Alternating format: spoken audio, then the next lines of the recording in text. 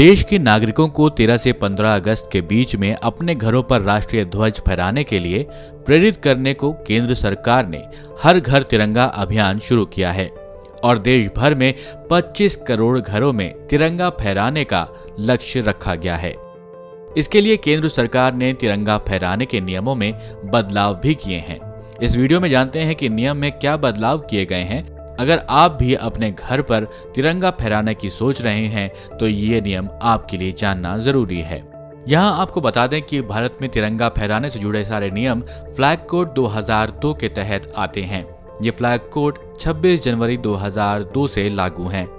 2002 से पहले तिरंगा फहराने के नियम emblems and names prevention of improper use act 1950 और prevention of insults to national honour act 1971 के तहत आते थे। फ्लैग कोड के 3 पार्ट्स हैं। पहले में तिरंगे से जुड़ी हुई समान जानकारियां हैं। इसमें बताया गया है कि तिरंगे का आकार कैसा होना चाहिए और इसको कैसे बनाया जाना चाहिए। दूसरे पार्ट में आम लोग, निजी संगठन और दूसरे संस्थानों के तिरंगा फहराने से जुड़े नियम हैं। तीसरे पार्ट में केंद्र सरकार, राज्य सरकार और उनसे जुड़े संगठन एजेंसियों के तिरंगा फहराने से जुड़े नियम कानून बताए गए हैं। अब ये समझ लेते हैं कि फ्लैग कोड 2002 में क्या अमेंडमेंट्स किए गए हैं, यानी क्या बदलाव किए गए हैं।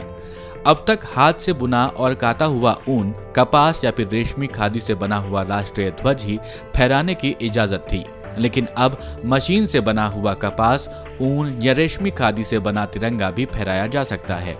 साथ ही अब पॉलिएस्टर से बना तिरंगा भी फहराया जा सकता है।